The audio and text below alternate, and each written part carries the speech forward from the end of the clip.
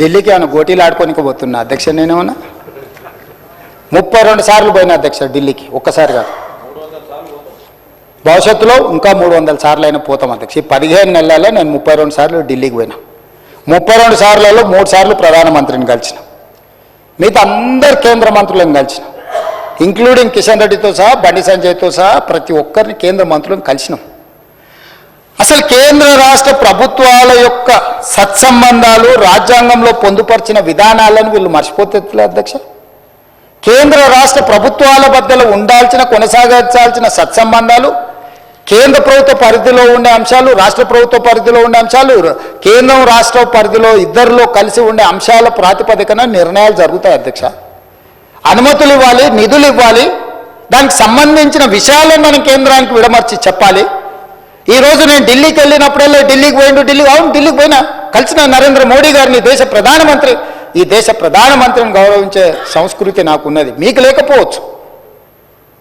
మీరు కేసుల కోసమే చీకట్లు గెలుచుకుంటూ ఉండొచ్చు. మీరు మీ సంపాదనను కాపాడుకోవడానికి మీరు ఎవరైనా కాళ్ళు పట్టుకోవచ్చు. నాకే ఉంది, బాజాప్తా కలిసిన బడేబాయ్ అన్నాడు, yes on the floor on record. నేను మళ్ళీ ఒకసారి చెప్పదలుచుకుని, దేశ ప్రధానమంత్రి ఏ రాష్ట్ర ముఖ్యమంత్రికైనా పెద్దన్న లాంటి వాడే. రాష్ట్రాల ముఖ్యమంత్రులు, రాష్ట్రాల కూడికనే కేంద్రము. రాష్ట్రాలలో ఉండే ముఖ్యమంత్రులకు ప్రధానమంత్రి పెద్దన్న లాంటి వాడు. ప్రధానమంత్రి తీసుకునే నిర్ణయాలు, కేంద్ర మంత్రివర్గం తీసుకునే నిర్ణయాలకు రాష్ట్రాల అభివృద్ధి కోసం ఉపయోగపడుతుంది.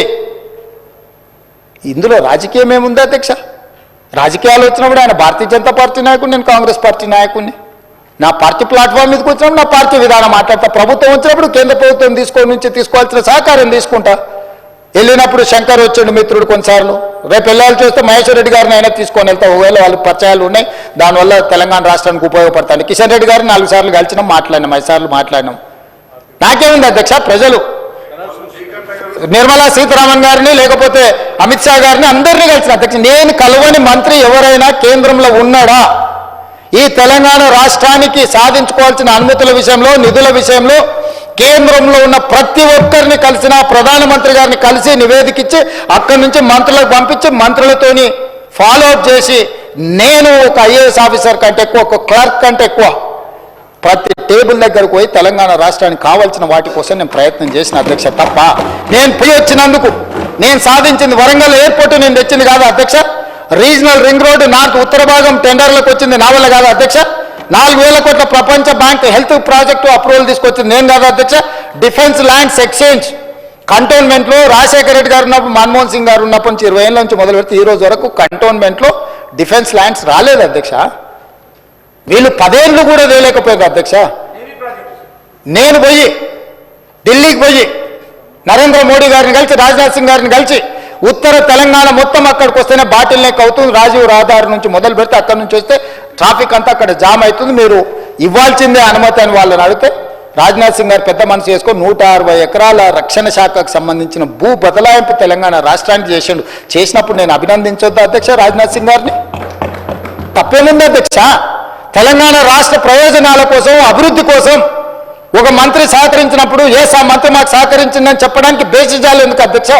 విధానపరమైన అంశాలలో మాకు వేరే అభిప్రాయం ఉండొచ్చు, కానీ అభివృద్ధికి వచ్చినప్పుడు తెలంగాణకు సహకరించిన వాళ్ళను మనం ఎందుకు అభినందించొద్దు అధ్యక్ష? ఈరోజు డిఫెన్స్ ల్యాండ్స్ని సాధిస్తే ఆయన ఎప్పుడో 2015-16లో పోయి కాగితం ఇచ్చి వచ్చినా దాని ట్విట్టర్లో పెడతాడు. అసలు కొంచెమన్నా అదేదో మా ఆది శ్రీనివాస్ అన్నది ఉండాలి కదా అధ్యక్ష. అరే నేను పోయి కూర్చొని మంత్రులను కలిసి, అధికారులను పిలిచి, ఆయన పాపం పెద్ద మంచి రాజ్నాథ్ సింగ్ గారు అందరిని పిలిచి సమీక్ష చేసి, అరే యంగ్ చీఫ్ మినిస్టర్ వచ్చినాయి, మనం చేయాలి, తెలంగాణకు మనం చేయాల్సిన అవసరం కూడా ఉందని ఆయన పిలిచి ఇస్తే దాన్ని తప్పుపడతారు రాజ్నాథ్ సింగ్ గారిని కలిసిందని.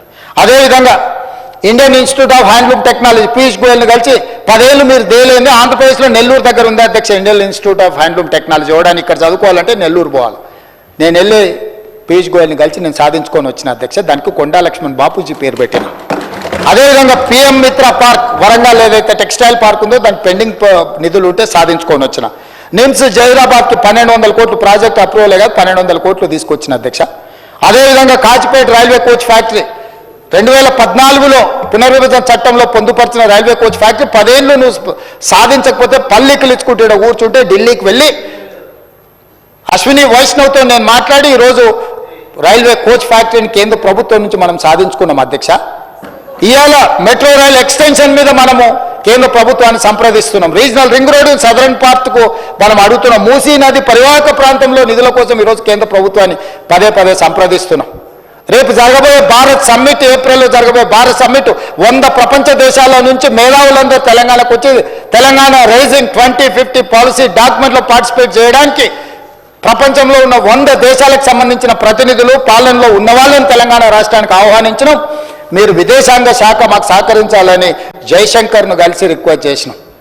మే నెలలో మే 7 నుంచి మే 31 వరకు ప్రపంచ మిస్ వరల్డ్ ప్రపంచ అందగత్తెల పోటీ మన హైదరాబాద్ నగరంలో నిర్వహించబోతున్నాం అధ్యక్ష. 72 సార్లు నిర్వహిస్తే ఈ దేశంలో ఒక్కసారి అమితాబ్ బచ్చన్ ఒక్కసారి ముంబైలో చేసిండు అధ్యక్ష.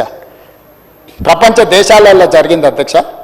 ఇవాళ ఈ హైదరాబాద్ నగరం మన టూరిజాన్ని ప్రపంచ దేశాలకు తెలియజెప్పడానికి టూరిజం డిపార్ట్మెంట్ నేతృత్వంలో ప్రపంచ దేశాల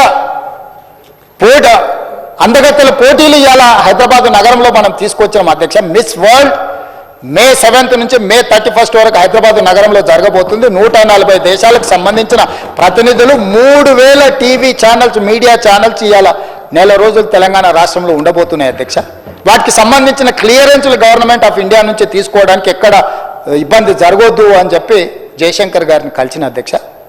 స్టేట్ ఇంట్రెస్ట్లో నేను ఢిల్లీకి వెళ్తే నేను ఇంకోసారి లెక్క చెప్తా అధ్యక్ష. నేను ఎప్పుడు అయినా కమర్షియల్ ఫ్లైట్లో 1-2 సార్లు ఏమైనా చార్టర్ ఫ్లైట్లో పోయినేమో, ఎప్పుడు అయినా సామాన్యులతో పాటు కమర్షియల్ ఫ్లైట్లో మామూలు టికెట్ కొనుక్కొని పోయినా అధ్యక్ష. ఎన్నిసార్లు నేను మీలాగా దుబారా చేయలే. ఏడికి పోయినా దేవుడికి మొక్కుతే గవర్నమెంట్ పైసలు ఇస్తాం, మొక్కుడేమో ఈయన, పైసలేమో గవర్నమెంట్వి. కిలోల కొద్ది బంగారము మొక్కు ఏదైనా ఉంటే వ్యక్తిగతం అధ్యక్ష. ప్రభుత్వం సొమ్ముతో ఎవరు మొక్కుబడులు తీర్చుకోరు అధ్యక్ష. ఏడికి పోయినా ఆయన చార్టర్ ఫ్లైట్లలో పోయి నేనేమన్నట్లు దుబారా చేసిన అధ్యక్ష. లెక్క తీస్తాం, దాన్ని కూడా లెక్క తీస్తాం. మీరు ఎన్నిసార్లు పోయారు, ఎక్కడెక్కడికి పోయారు, నేను ఎక్కడికి పోయినా, నేను పోయినప్పుడల్లా ఏం సాధించుకొని వచ్చినా, ఏం తెచ్చినా మీ కడపమంటేందో నాకు అర్థం కావట్లేదు అధ్యక్ష. కేంద్ర ప్రభుత్వంతో సత్సంబంధాలు ఉండి మోడీ గారితో నవ్వుకుంటే ఫోటో దిగితే చూసినావా, మోడీతో ఫోటో దిగిండని. అంటే ఆయన ప్రధానమంత్రి, సహకారం అడుగుతున్నాం మనము ముఖ్యమంత్రిగా. రాని విషయాలు ఏమన్నా ఉంటే మనం పోరాడుతున్నాము. పోరాటంలో ఏమన్నా వెనకాడి చేసినామా? అదే